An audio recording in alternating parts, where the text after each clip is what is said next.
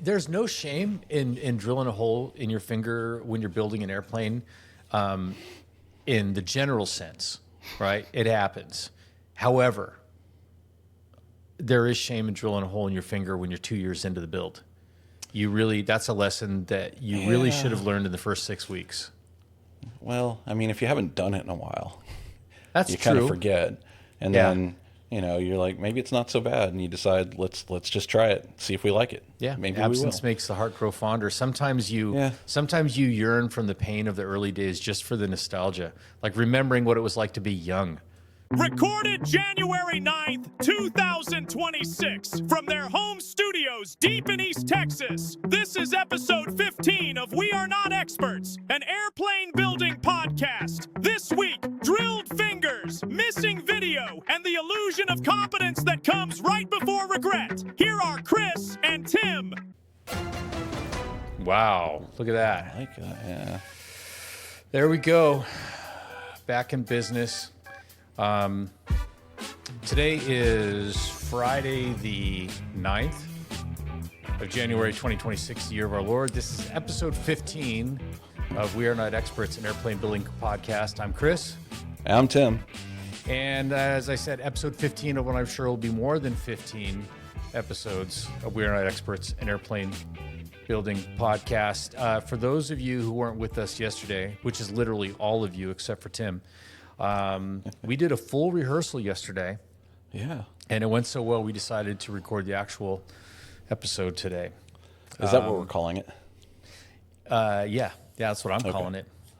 Look, definitely nothing else. It is at this point well known that we have struggled technically with this podcast. And I got some things sorted out yesterday so that we could get rid of Tim's hellacious echo, so that we could use the sound pad, and we could all hear it, including you, the listeners. We could include the recordings, because when we did our news recordings before, I had to drop them in post. We got all that sorted out. And we recorded an episode feeling very proud of ourselves, mostly me feeling proud of myself. And then when I went to edit it during the day when I was figuring out all the audio stuff, I left the setting to record audio only. So we had an hour-long episode of blank screens and people talking. And there were visuals involved. So there were. Here's the deal. This entire time that we have struggled, we have possessed the capability to do it correctly. We just lacked the competency to do it correctly. And by we, I mean me. Oh, no, I'm in it with you. And thankfully, we're not doing anything critical like building airplanes or anything. In fact, so we thought we had it licked. And so today we're like, okay, look, we can make the fake episode 15. We can give it a clever name like the Black Album, and go ahead and post it on Spotify and Apple Podcasts. But it wasn't earth-shaking, and we could probably do a little better, so we decided to record it again. So now all we have to do is actually turn it on to record video and audio, and we're in business, and then somehow I'm echoing now. And so we just spent 5 minutes figuring that out, and we licked it. It turned out Tim's speakers were turned on, so I was echoing back through his microphone. How hard could it be? I mean, man, it's just certainly podcast. Much harder than we suspected at the outset. I will say that. It seems so simple. Yeah, it seems so simple. But so today's Friday, the end of the first full week of January 2026, the year of our Lord. Tim, you've got some traveling coming. I've got some traveling coming up too, but yours makes money. Mine costs money. So, this is true. Yeah. So what's going on with you? Well, travel-wise, I am leaving tomorrow for at least 2 weeks to Japan. There might be a follow-on for a few days to a week in Korea outside of that, and then I'll be home. And if it's only 2 weeks, I'll be home for a week before I turn around again. If it turns into 3 weeks, then I'll be home for a weekend before I have to turn around and head back out again to the beautiful Lancaster, California, and Edwards Air Force Base for a couple of weeks. So I'm either going to be gone for 2 weeks or I'll be gone for like a month. Yeah. Nobody knows. We'll see what it is. I mean, I'll be home for a weekend, possibly in between. If I'm lucky, I'll come home to some goodies that are in the mail. But other than that, there probably won't be a whole lot of anything happening on the airplane in that very short turnaround time. Lots of sleep will be had. I can guarantee that part. Yeah. Well, the good news is there's absolutely no chance that even if that thing gets stretched out where you're only home for a day or two and then off to Edwards, if you end up being gone for 6 weeks, if you've been gone for 8 weeks, there's not a chance in hell that I will catch up to you with my build. So you will firmly maintain your lead because we all know this is a race. And it's you're not winning. a race, but it is a race. It's only not a wet race if you're in the lead. Yeah, that's right. I mean, going back to the beginning of my build, I've been thinking about this more lately because there are a couple of new RV8 build channels that have popped up recently. There are. But if you look at the build in the beginning and certainly the results of my building early on, you'd think that I was in a race. Not because I got things done quickly, but because I created so much damage. You'd think that I was nobody who was careful and measured would stack up as many parts in the corner of shame as I did. Well, I drilled a hole in my finger 2 days ago, so let's not talk about being in a rush. Yeah, that's true. It was only a little hole. It was a size 40 hole to be exact. Yeah. Those are the easiest ones to drill in your finger. Oh, yeah. Absolutely. Because you would never put your finger on the other side of a big drill bit, but a little one seems doable. Yeah. I mean, there are many more opportunities, I would say, just mathematically, many more opportunities with a number 40 drill bit than a number 30 drill bit to drill a hole in your finger. Oh, and those usually you drill a hole in your finger because you're trying to hold two pieces of metal together while you're match drilling. The good news is I soaked it up because when I watched the footage after I edited it and that video that just released, I couldn't tell where it happened. I roughly knew where it happened, but I was looking for it because I was going to say something, but I couldn't tell, and I couldn't see any of the blood on anything, so I guess it was okay. There's no shame in drilling a hole in your finger when you're building an airplane, in the general sense, right? It happens. However, there is shame in drilling a hole in your finger when you're 2 years into the build. That's a lesson that you really should have learned in the first 6 weeks. Well, I mean, if you haven't done it in a while, you kind of forget. And then, you're like, maybe it's not so bad. And you decide, let's just try it, see if we like it. Yeah, maybe absence we will. makes the heart grow fonder. Sometimes you yearn from the pain of the early days just for the nostalgia, like remembering what it was like to be young, right? Yeah. So to be fair, what I was doing, it was on a piece of angle aluminum, and because of the way I had Clecos installed in this panel, and if you watch the video, you'll see I had stuff all over this thing holding things in place while I was final drilling. I couldn't lay it flat on anything to drill through, so I was just holding it up, and at that point I was kind of getting in a hurry because I just wanted to finish getting these holes drilled so I could get this thing sanded and Cerakoted because, I'm leaving and I wanted this done before I left. Don't get in a rush. So I was holding it, and I had my fingers spread, like that, and I was trying to drill, between the fingers, but apparently that digit moved over a little, and I popped a little number 40 hole in it when it went through. You have a really good technique for not doing that, and I will go out there and cut myself said technique here soon and leave probably 20 of them laying around in easily accessible places, because if they're not easily accessible, I'll just refrain from using them, and I'll go back to doing what I was doing again. Yeah, it's just a little block of wood that's maybe 3/4 of an inch thick and about the width of your finger, and you use size. that to press. But I'm surprised it didn't occur to me before. But as you were talking about it, I was thinking, actually, there is a tool that you and I have probably never used in our lives, but we know what it is. It's been around probably for centuries. And it's even a piece on a Monopoly board. Oh, the thimble? Thimble. Yeah. I mean, Yeah. yeah. People figured out how to not put holes in their fingers a long time ago. And they Yeah. even made a device that cleverly fits over your finger. That's true.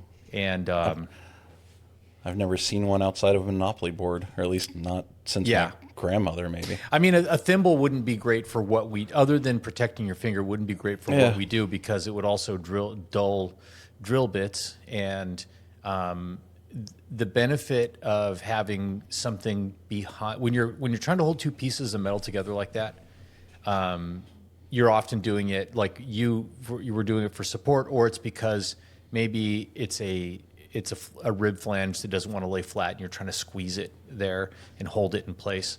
But oftentimes when you're doing it, you want a backer behind it for the drill bit to, when it gets through the material, to kind of go into like a piece of wood to kind of, so that the drill will continue moving straight, so it doesn't kind of wobble and wallow out that hole. And you can do it with a piece of wood, like we just described. You can also do it with your finger, but honestly, the wood holds the drill bit better than the finger does. The finger, It does. It also wallows out.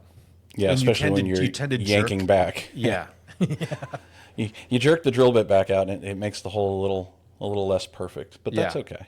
I mean, I've done it a few times. Well, actually, yeah. I've probably done it once, but I did it really good. And it's a lesson learned, but also it validated one of my compulsive Costco purchases, which is the first aid kit that's mounted on my wall that's gotten a ton of use. Not only from drilling holes in the fingers, but sharp edges that Joe warned us about. But that's something else that I get impatient about. When you're doing all of that, like edge finishing and deburring and everything like that, the corners of the skins are very crisp, razor sharp, 90 degrees. And it doesn't take much to just grab a little file and just break the edge a little bit. But I've snagged a few times on those. Oh yeah, I've definitely caught myself on some of those. I made some really jagged edges with what I just did with that access panel. Thankfully, I didn't cut myself on it. I saved that for the drill bit. But I did do a fair amount of deburring on all of that to get rid of all of that stuff. So you made some progress this week. I have made some progress. You know, I was thinking about the kind of way that we run into this, and we'll often get into long conversations about our builds, but we do have the resource from the folks over at the Experimental News Desk. We do. Yeah, so I think that we should let them set the stage. I know that your shockingly sophisticated field reporter, Howard, filed a report. Let's see. I'm amazed he made it. He's getting kind of old, but somehow he found his way out here. Yeah, let me see if I can find his dispatch here. Texas. That's him. This week brought a Oh, let's go back to the Cleveland beginning. skunk Oh, there you works, somewhere lost in the woods not quite near Cleveland, Texas. This week brought a round of steady, deliberate progress inside the RV-8. Sources close to the project report that all final drilling and preparation of the floorboards have been completed, each hole deemed intentional. In a parallel development, an experimental rear avionics shelf has been fabricated from a scrap piece of carbon fiber. Its long-term viability, as one observer noted, remains to be seen, though the installation appears secure for now. Completing the week's activity, a custom access door was cut, Cerakoted, and mounted ahead of the rear baggage shelf, an unorthodox addition that promises easier access to systems not yet installed. For the moment, the airframe stands tidy and intact, waiting for the next round of ambition to arrive with the same tools that nearly put them away. Reporting from the Cleveland Skunk Works, this is Howard with the Experimental News Desk. This is the end. For now. All right. So Howard had a lot to say. Howard did have a lot to say. Yeah. It's weird because I don't remember him asking that many questions, but apparently he got what he needed. So Yeah. I'm just glad he's still breathing. Yeah. Howard just listens more He's a quiet observer. So he's able to gather intelligence for his reports and kind of, I would say Howard is approaching this reporting assignment with a bit of suspicion. I kind of get that vibe. Yeah, well, I mean, he is visiting an airplane build in somebody's garage in the middle of the woods, so it's a little apprehension every time he walks in. He kind of doubled up on the experimental nature of the thing. You're building an experimental airplane, and to that, you've added an experimental access door. Yeah. It's double X. It is double X. It's all experimental. It's experimental on top of experimental. Yeah. So if I'm keeping score correctly, you did one access panel this week? I did, out of the, what did I say I was going to do? 5? Minimum 5, and I was going to add 5. 100 additional nut plates. Oh, the nut plates. An entirely removable. Why do we got to bring that floor? up? Why are you bringing up old stuff? So I may or may not have, in a moment of idiocracy, texted Chris earlier this week when I was looking at the floor and thinking about these access panels and how I was going to get access to them. I was like, instead of putting, because some people have replaced all of those with nut plates, and that's twice as many holes because it's 2 extra holes for each of the rivets that hold a nut plate in, plus the nut plates. I was like, I could use riv nuts. I'll just make the hole bigger that's already there, and I'll put riv nuts in, and I could put screws in, and then my entire floor will be removable. That would be sweet. And then I don't need access panels. That'd be so much easier.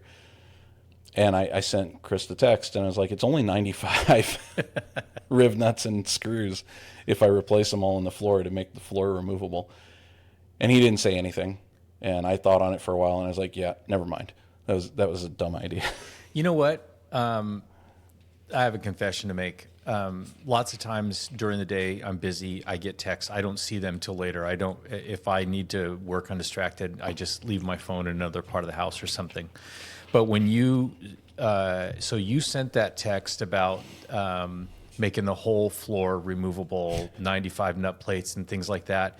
I did see it right when you sent it.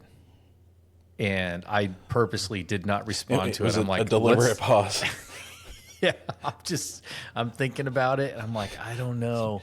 It's like, if I want to piss in his cornflakes, give him a chance to think about it, see if I can support it. I don't know. You're into these access panels, and I like it. These inspection hatches or whatever you want to call them. But I won't be surprised if we get another 6 months down the road and you send me a text and you're, after you've mounted the landing gear, and you're like, I was thinking about the landing gear, and I just want to, for maintenance purposes, want to be able to check on the tires. And I was thinking about maybe putting a little access hatch in the sidewall of the tire so I can just flap it open and make sure there's air in there. Funny you say that. What are they? The wheel pants made by Sky Designs that I was thinking about using. Yeah. I'm still thinking about at some point. They make an access door kit for the side of it that you can buy and put on there so you can pop it open and easily check the air and the tires and everything else and then close the door up. Yeah. So you're trying to be funny, but seriously. Yeah. The pause helped, and I had a moment of clarity. I was like, yes, making the floor removable is not a good idea.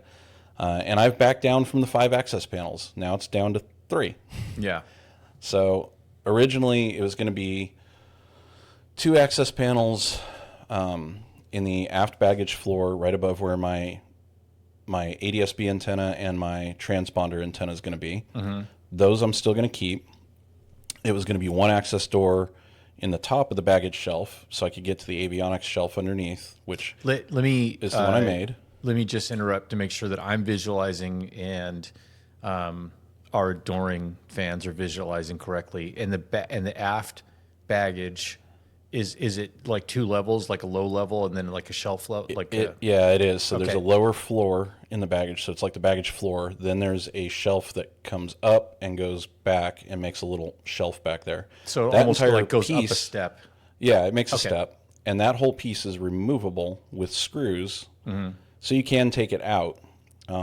But I decided to make a door in it so that I can just open it, and I made the door in the front, and that is what I did this week. Yeah. So there's a door in the front of that shelf that you can just drop down, and when you open it, you look inside and you can see the avionics shelf that I made earlier in the week. I bet you're not digitized. So later on, though. 2 Skybolt quarter-turn fasteners, you pop them open, and then that thing will pop down, and you'll be able to see the ELT, the transponder, and whatever else is sitting on that shelf back there to get access to them without having to take everything out.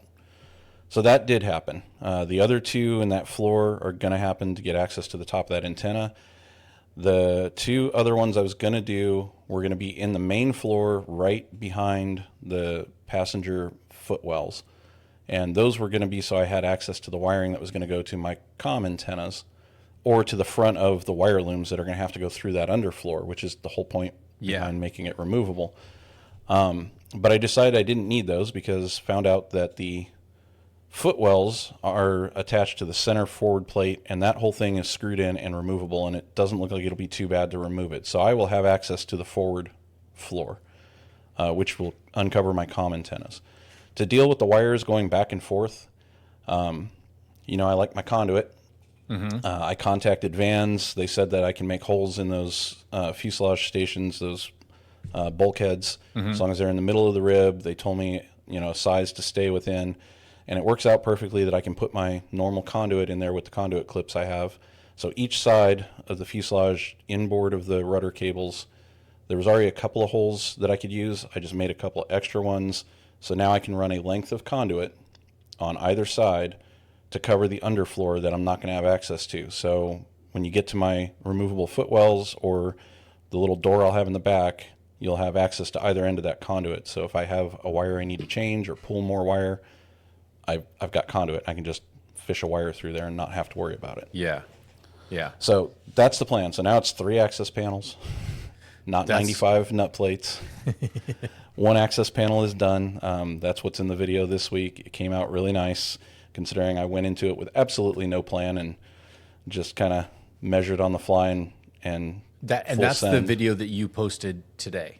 That is the video that posted today. And I haven't even seen that one yet. That I think that I was. Yeah, you haven't even seen it finished. Yeah, I just heading out to So I saw the early progress on that thing. So I'm excited to watch that video this evening. I was thinking today when I was driving about, I'm making fun of you about all these inspection panels and things, but we had a conversation recently about building itself, like how enamored we are or aren't with building. Because I said that at the time, and I think that going back from the beginning, you wanted to build the airplane.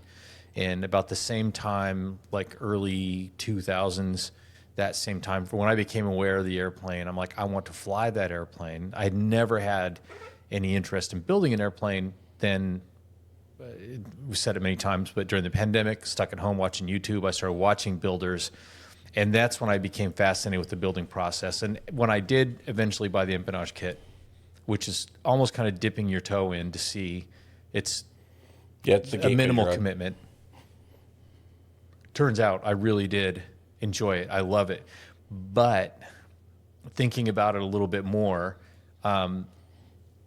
your want for all these access panels, you spend, I think, you spend more time thinking about how you're going to continue working on the airplane after it's built than about the flying part. Like all of these modifications you're making is because of maintenance. When I'm doing maintenance. Yeah. Well, I'm a maintainer at heart, and I curse engineers on a daily basis for their design choices or lack thereof. Yeah, I'm trying not to be one of those now that I have a say in the design process. And some of these may never be necessary. I may never need them. Like I know, with the modern avionics and the glass stuff, that forward avionics access door that I did, really probably unnecessary because you can just take the big glass screen out and you have access to the whole thing. It was probably needed way back when you had the big, clunky, deep, instruments, and you had to get to the back of the thing. But I have really it, do. I so- really do like that idea because, yeah, you can pull that screen out, but if you're just going to work with your, you're called ACM, Yeah. or something like that, Yeah, I can just open getting the door access and to the get to back it. without having to pull those screens out, I think Yep. I think it's a better option, really. And I'm going to put my backup battery for the dine-in screen. I'm going to mount it to that door. So when I have to Okay. change it or check it, I can just drop the door down. There's the battery. Easy peasy. Yeah. Yep. So I mean, they'll come in handy. Will I need the fuel pump access panel? Maybe, but if I ever have to work on that thing or deal with a leak, I really like I'm not gonna do a I really handstand. like that panel that you made there because that is a tight spot down there. When we were riveting around there, that's a tight spot when we had access. yeah, So yeah. yeah, So- if you have to go in there and do repairs or replace it or something like that, it wasn't that much work really. I mean, I think you did joke though that my plane's going to be nicknamed Access Panel at this point. I just think like yours so, is- yeah. I think is, so. Left flap. yeah, call sign Timothy Inspector Piscatelli, flying left flap. Flying left flap. Yeah. Look at show left as he makes his approach. So Keep an eye for the many access panels all outlined in Coast Guard orange. It is done. The avionics shelf is in. It's all painted and installed. That one access panel and that back shelf is done. I still have the rest of the floors to deal with when I come back. Hopefully there's some landing gear waiting for me when I get back, because that'll be about the time frame for it.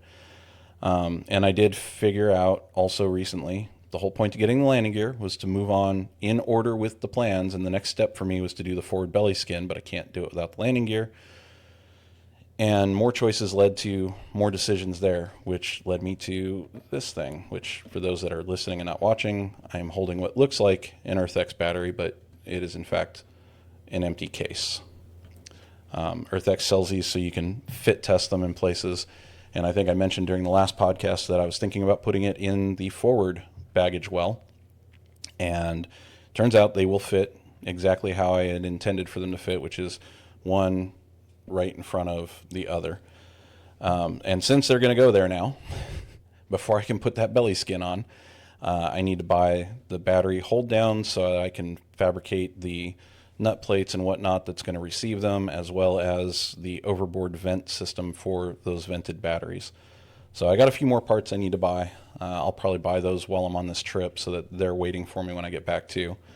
And then hopefully that'll be the last thing actually stopping me from from moving on with these belly skins. On the subject of those batteries, I want to, for myself, kind of clear up, make sure I understand. When you say the word overboard, I'm thinking like outside of the airplane. But when you say the overboard vents on those batteries, do you simply mean that there's a vent that vents outside of the body of the battery? Well, yeah, but you are actually supposed to vent it outside of the aircraft. Right. So there's something else that you need to do to Yes. to fully do that. Otherwise, just venting inside Yeah, that you're just little venting in there. compartment. So the vented batteries, it's inside. I mean, this is the full size of the case, but the battery is inside of this case, and the case is completely sealed to withstand a battery that goes into thermal runaway. And then it has vents on it with special hoses that are designed to withstand the chemicals and the high temperature. And you vent those tubes to an overboard vent so that if a battery does start to go bad on you and have a thermal runaway, vent, whatever, all that stuff is being vented outside of the occupied space of the plane. Mm-hmm. And hopefully, you'll immediately get a battery fault light, and you'll know there's something wrong with the battery. You can cut off the juice to it, isolate it, and hopefully press on with pride. Yeah, yeah, that's very cool. Yeah, and I saw the picture you sent. It's going to fit perfectly. I am looking forward to seeing what you come up with for the solution for the actual venting, like outside of the aircraft. I've got some ideas. We'll be ordering some parts, and if it works out, there'll definitely be a video to cover it. So yeah. Well, good. Let's see. I'll go ahead and so last week, Libby from the Experimental News Desk came out. This week, a different reporter, a bit more posh, Lucy. I'll be honest with you. You know, I'm a single guy. I live alone. So when they say, "Hey, we're going to dispatch a reporter," I'm like, "Is she cute?" Right. Okay. So let's see what Lucy had to say about what's been going over here at the Gilbertson Aero Factory. From the Gilbertson Aero Factory in Cut and Shoot, Texas, I'm Lucy, filing this report for the Experimental News Desk. After nearly a year away, builder Chris has spent the past week and a half reacquainting himself with his RV-8 project, as well as the broader concept that one can apparently construct an aircraft inside a residential garage. This return to activity was framed as Left Flap Redemption, a multi-episode effort to correct the damage caused by a single rivet and an excess of optimism. Sources confirm the flap has now been rebuilt and is once again being spoken of in hopeful terms. With redemption declared complete, Chris moved on to attaching the control surfaces. Following the plans, he elected to remove an entire wing from its cradle, alone, and manoeuvre it onto a table in a space clearly not designed for either wings or judgment. This process was later acknowledged as unnecessary, at which point the wing was carefully put back where it started. Assistance eventually arrived in the form of fellow builder Tim, confirming suspicions that this behaviour is not isolated, but shared among a small and determined cohort. Together, they returned the wing to the cradle, significantly reducing the chances of the project ending in an incident report rather than a podcast segment. The build now continues with control surfaces underway and confidence inexplicably intact. Whether any of this will result in a flyable aircraft remains officially an open question. Reporting from the Gilbertson Aero Factory, this is the Experimental News Desk. This has been the end. Wow. Very posh. She does sound cute. She does sound cute. She doesn't sound much like a person who spends a lot of time in a place called Cut and Shoot, Texas. No, a little further north maybe, but... Yeah. Also, similar to Howard, she seems to... she doesn't seem really confident in what's going on here. She regards it with a bit of suspicion. But a little bit. I don't think she's getting in that airplane with you. No. Well, there's time. There's time. How do you get the cute ones and I get the old guy Howard? I got to talk to some people over at the news desk. That's right. Yeah. Well, I mean, that is a news organization that is growing rapidly and it's bursting with talent. So, I found if you just if you ask for it, who knows who's going to show up next week? I don't know. But I too could use such a thing. I will put in a request. We'll see what I get next time. Yeah, well, I'm looking forward to that. So yeah, so Lucy said that I've been away from my build for about a year, and that's not entirely accurate, but it is pretty dang close. It's been a while. It's what, 9 months? Yeah, I mean, fooling around with aileron push tubes and little stuff like that. But really, I think what she was referencing was the fact that that left flap. That I have jokingly said that I'm going to name the airplane Left Flap, that whole saga or the destruction that led to this, that was January of last year, late January. So really, wow, like 350 days ago. And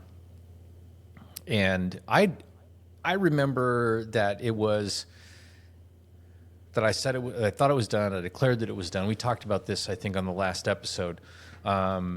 And then when I was inspecting it, I realized that, there's a rivet that I don't like. But it was a little bit more than that. It was one of the final rivets that I put in. And we did talk about this, the fact that it really is practically unnecessary. It's not really structural. It's almost decorative at this point. That structure is so strong. But when I put that rivet in, it's a pop rivet. When I inserted it into the material, the last thing that it goes through is the flange of the end rib. And when I did that, it didn't actually go through the hole in the end rib. It just bent the flange out of the way, and then I pulled the rivet. So that really is a problem. That's a seriously defective part. And the destruction of the left flap was in trying to remove that end rib, because there's a lot of structure around it at that point. You've really built that thing up. And yeah, turned into a disaster. And so that was almost a year ago. And this week, I got it all put back together without incident or drama. Everything was fine, worked out great. So the left flap is done. So I don't know. Now it doesn't seem like a big deal. So maybe I won't name the airplane left flap. Maybe I'll just name the left flap the left flap. And leave. You should at least paint that flap like gold. Just without ever explaining it ever again. Just paint it gold, and people always wonder, why is the left flap gold? I could do it. I mean, we've joked about different ways, different schemes for my airplane, and along with the hippie pilot theme, I could paint the airplane in like a paint scheme reminiscent of like the Partridge Family bus.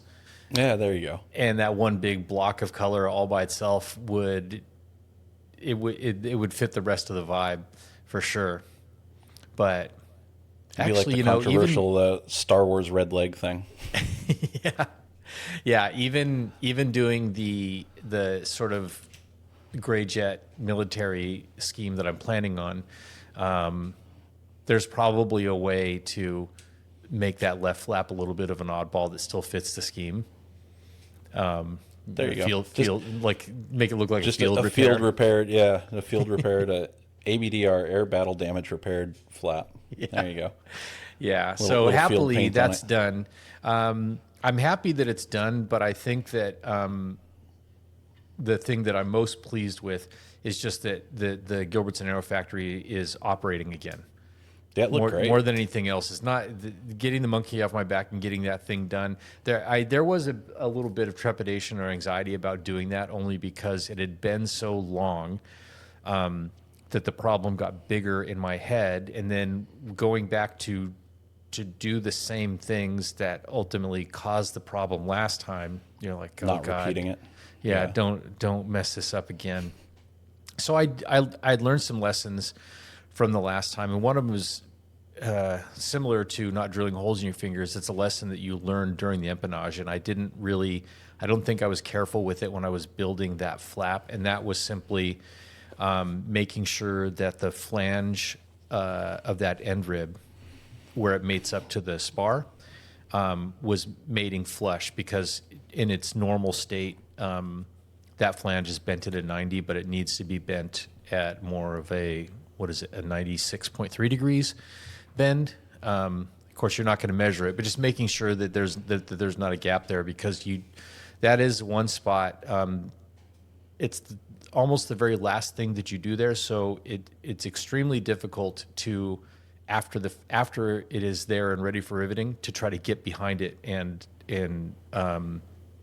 squeeze that closed.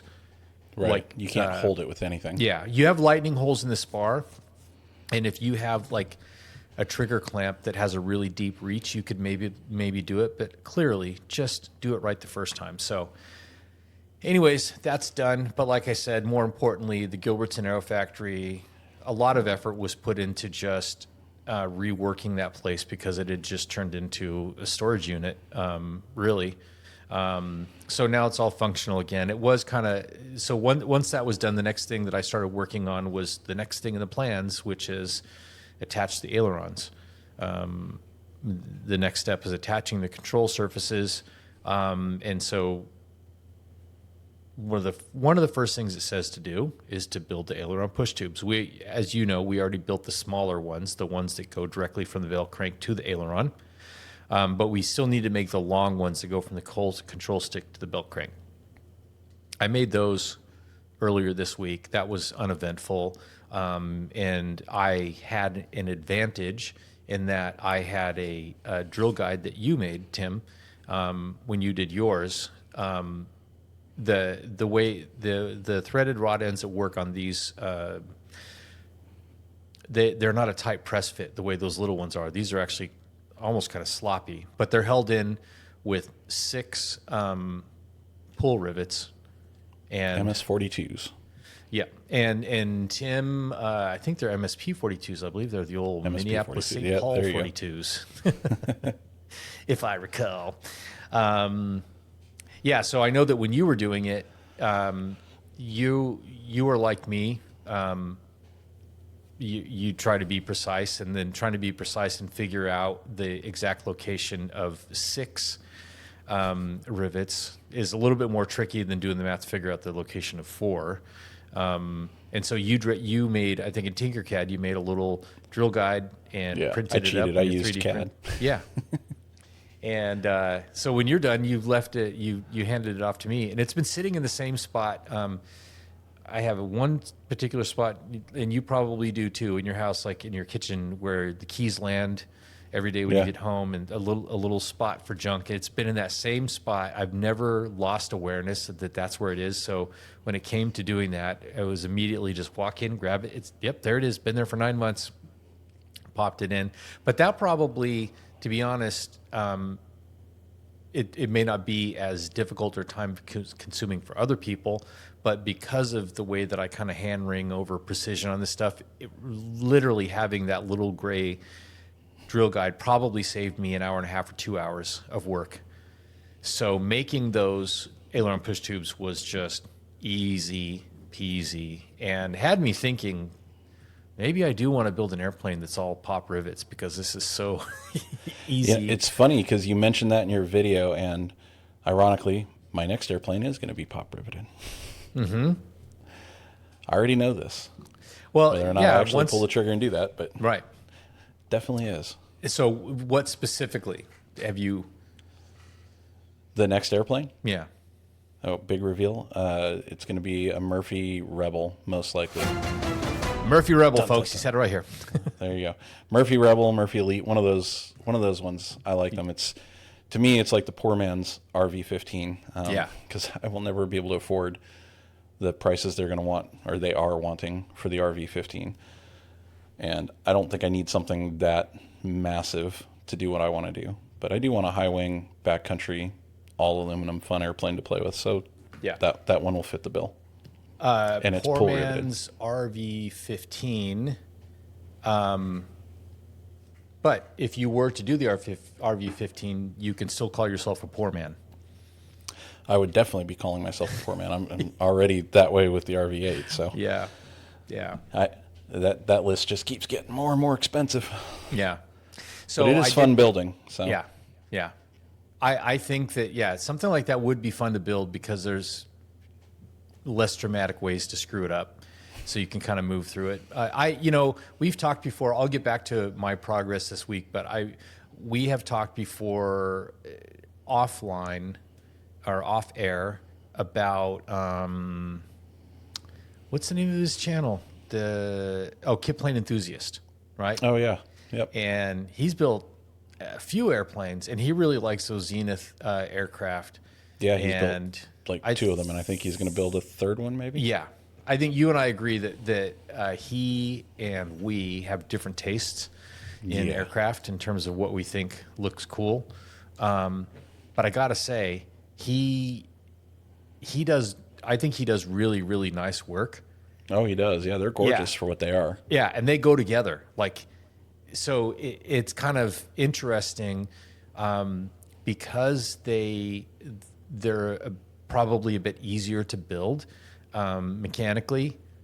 He's able to put a lot of effort into the fit and finish and the fine stuff. I mean, he says he's not a painter. He's learning how to do it, but it sure looks good on camera. Oh yeah, his painting looks excellent. Yeah.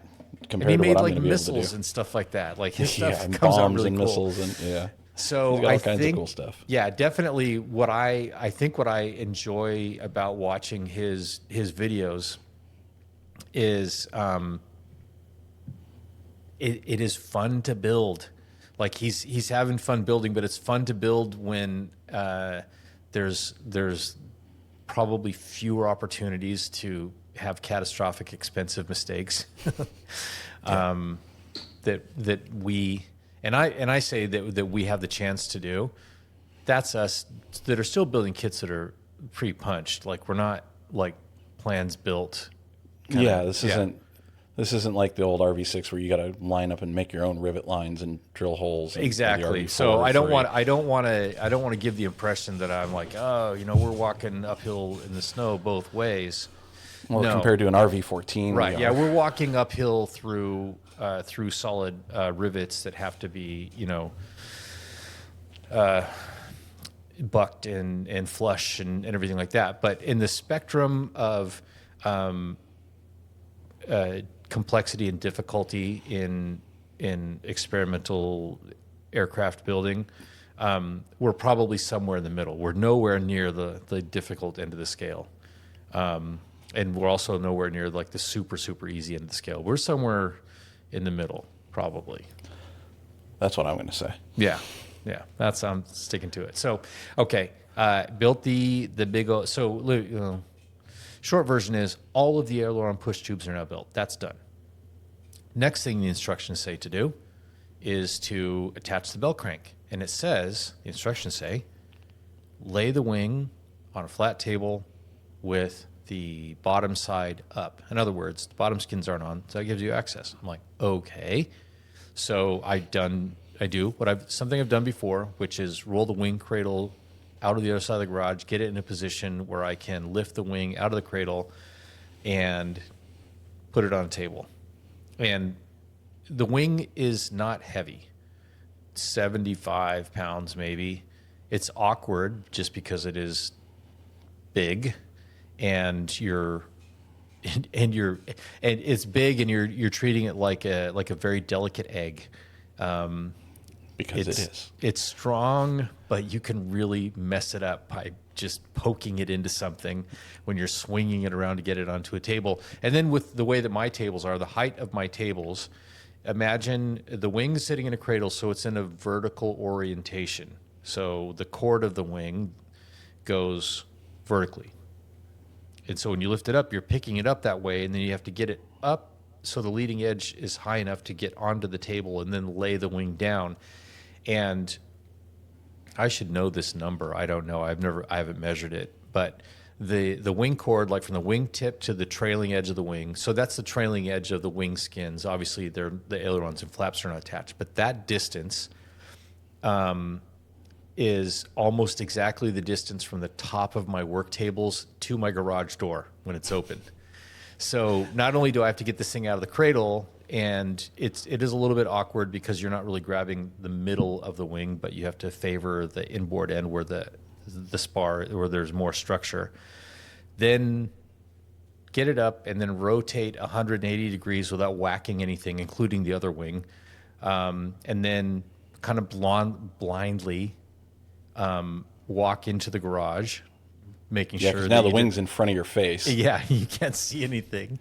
You're just remembering how you laid everything out. You were careful to make sure there wasn't anything to trip on. And I have so much anxiety thinking about you doing this. Lift it up onto the tables without smashing it into the garage door. There's about a 2.5-inch gap between that trailing edge of the wing skin that's kind of loose and floppy at this point. It's attached to aileron gap fairing or whatever. That and the garage door, and then get it laid down. So I did that, no problem. I've done it before. It's not my favorite thing to do. Great, attach the aileron bell crank. Start working on that. I go, dang, this shit's really hard to reach. It's a good probably 2.5, 3 feet away from you at that point, and you can't get closer. There's no way to reach it from either side of the wing, to reach it easily. And in order to work on it, because you have to work on both sides of the what am I trying to say? Both sides of the main spar. So through the access panel, at least in my case, through the access panel and in the aft side of that spar. So not only is there no easy way to reach it from either side of the wing, but you have to reach it from both sides of the wing at the same time.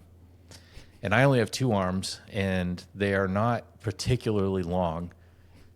I spent 15 minutes blindly reaching in to unbolt the bell crank brackets, because it turns out you cannot install the bell crank onto the brackets if they're already in the plane. You need to put that whole thing together and then attach it because of a long bolt. Anyways, I spent like 15 minutes struggling blindly to unbolt this thing. And when I finally did, I walked around to the other side of the plane where my other hand was kind of barely reaching over, and found out I unbolted the wrong thing. The wrong thing. So I called you, I think, because I just wanted to pick your brain a little bit, and you said, dude, like, I did all of that stuff with it still in the wing cradles, which everything's totally reachable if it's in the cradle. Yeah, I don't even think I thought about pulling it out. I'm sure I read that step, but I'm like, it's in front of my face right now, so I'm just going to do it right here.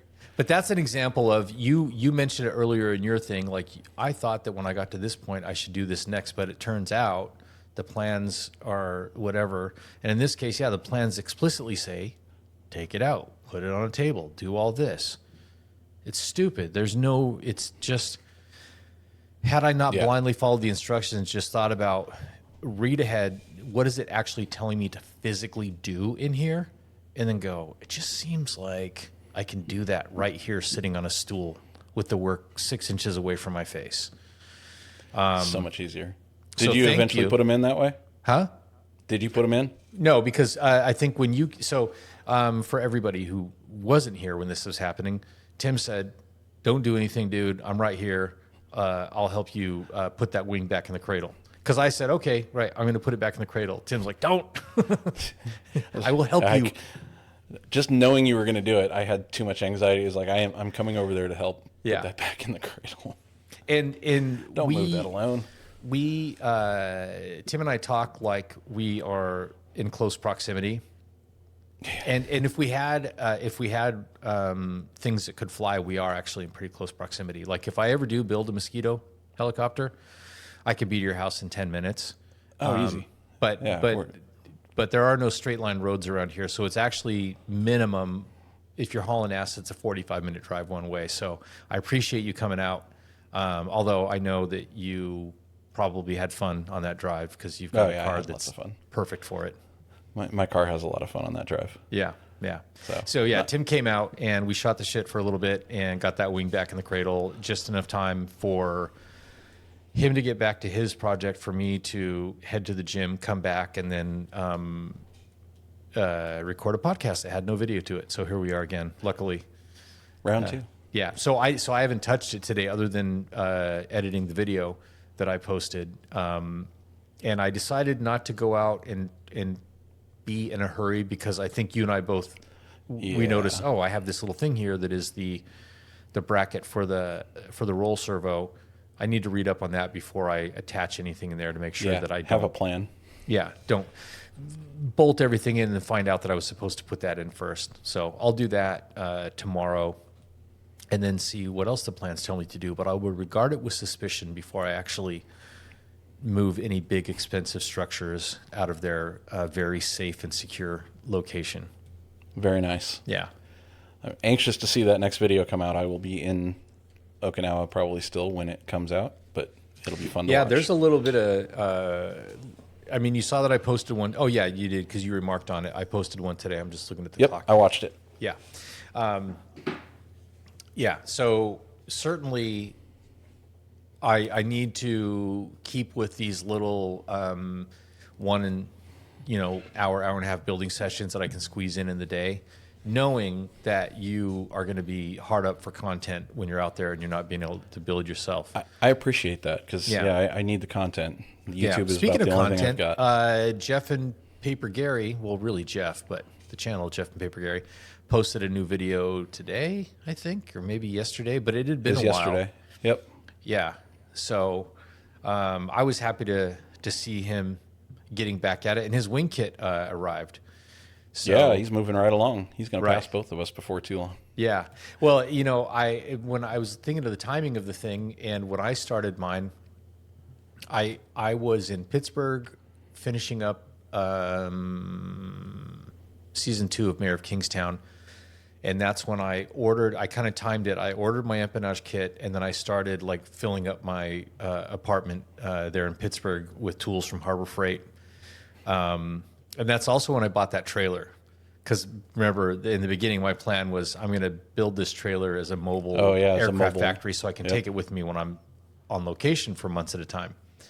So I actually filled up my room, and I'm like, well, now all this crap won't fit in my truck. And so I went and I bought that trailer, 20-foot trailer, and drug that thing back to Texas. But the timing is very similar to Jeff, meaning I think it was right after Thanksgiving, right around Thanksgiving, when I started building my benches in my shop and inventorying my empennage kit. So I think the first day of building was like maybe the 3rd of December.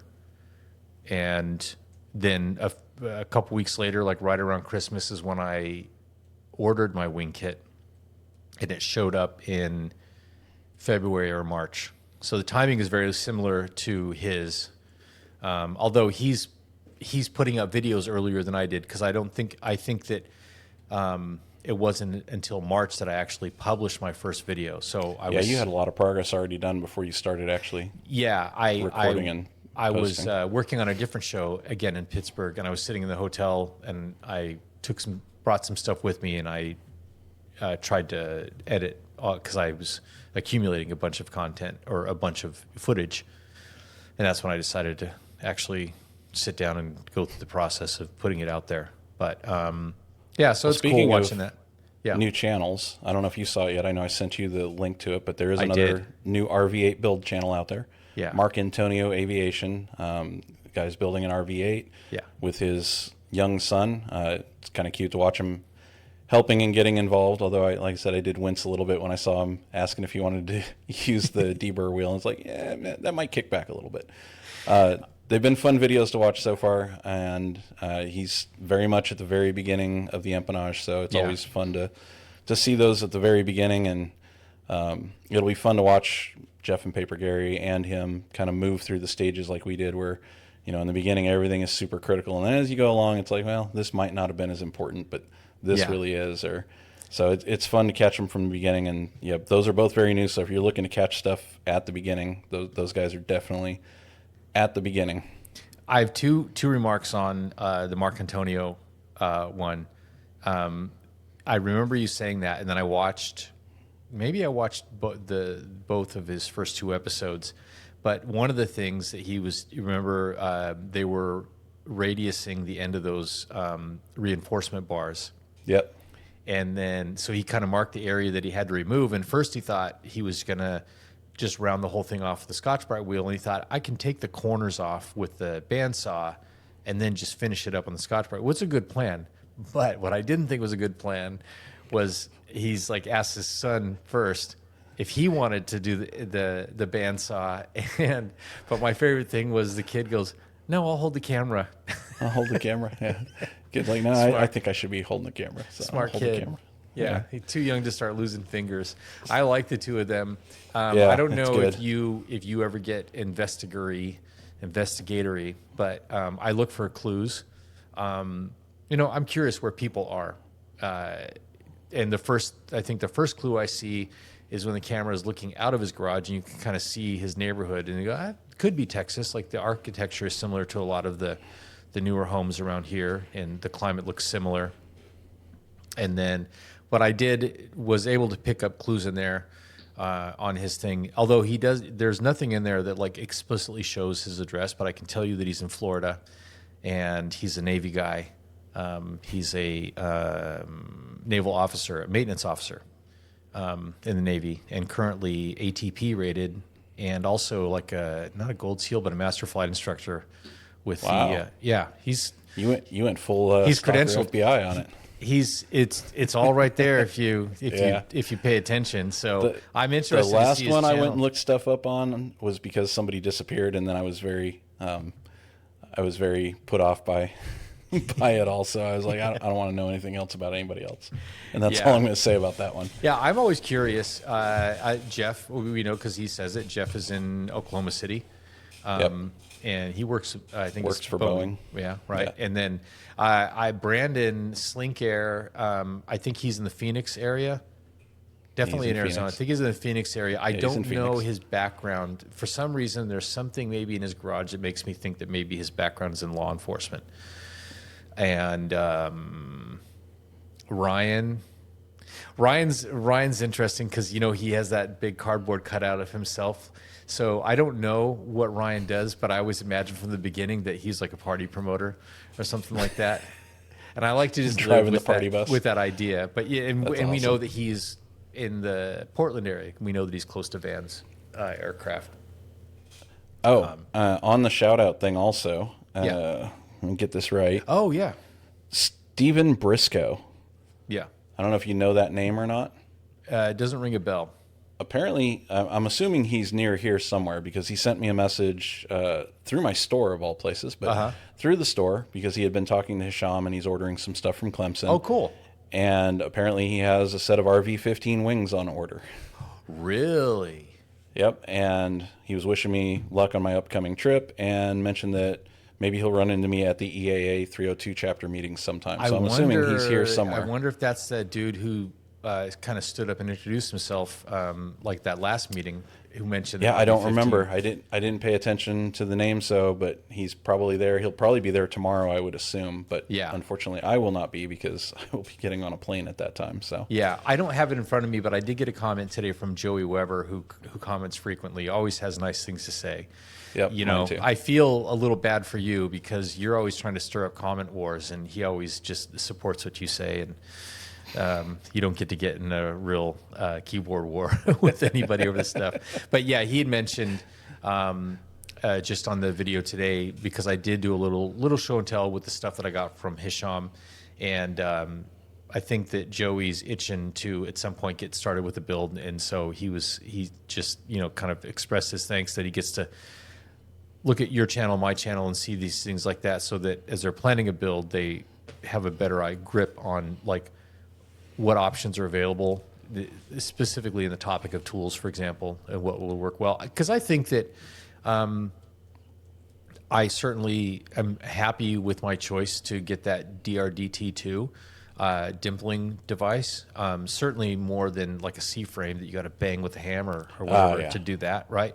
That being said, I'd make so many bonus holes with something like that. Had I been aware of the thing that Hisham sent me from Clemson Aeronautics, the CAD 1, yeah. Had I been aware of that and seen somebody demonstrate it, that probably would have been what I went with at the outset. I would have been very happy to have had that from the beginning. There's an idea for another podcast here soon. Then maybe we should sit down and come up with if you're starting out. That's a great idea. Our must-have picks of what you need to get started, and then you can start adding stuff to it. Because there's things I didn't have originally that I wish I would have had a lot sooner than I did, and then there's other things that I thought I was going to need right away that I probably still haven't even touched. And it's like, I didn't really need this, or this is nice to have, but not. That's a great idea. My tools video that I did, I think that's probably my most viewed video, and it was pretty in depth. It's a long video. It was a good one. Yeah, I bought a lot of my stuff based off of your tools video. Yeah. So, but I'm going to go back and review that and see if I feel differently about anything in there. Certainly, I would just say because of the stuff that Hisham said, the deep reach no hole yoke like you have, I wish I'd had that the whole time, and the CAD 1. There's so many things, because I was thinking of it today when I was looking at my video with the rivet fan. I didn't have one for a long time, and that thing really is helpful. Or those Icon pliers. Yeah. Damn, I wish I had those from the beginning and knew that you could squeeze rivets with them. Yeah. That would have made a difference on so many things, on trailing edges and hard to reach places, and just little things like that. Specifically starting out though, like if you're getting started and you don't want to buy the full Monty of everything, this is probably the bare minimum you should have to really get by and be comfortable with it. Let's do that. That's a great topic for an upcoming one, and so we won't belabor the conversation here because we won't have anything to talk about on that one. And we're going to come up with more ideas. And I think that we just crossed over the 1 hour mark, so it's been a great show. We did a good job because there's video this time, and we will sign off for this one. This has been episode 15 of We Are Not Experts, an airplane building podcast. And I can solemnly promise to you that when you see us again, we will still not be experts. I'm Chris. I'm Tim. We'll see you in the next one. See it. And we get music. And we get music. Because we're getting better at this. We really are. Yeah, it was awkward when we had to bob our heads and there was no actual music. That's episode 15, drilled fingers, missing video, and confidence we absolutely did not earn. If you enjoyed it, tell a friend, leave a review, send feedback, or jump into the chaos with us. We're not experts, but we keep building anyway. See you next time.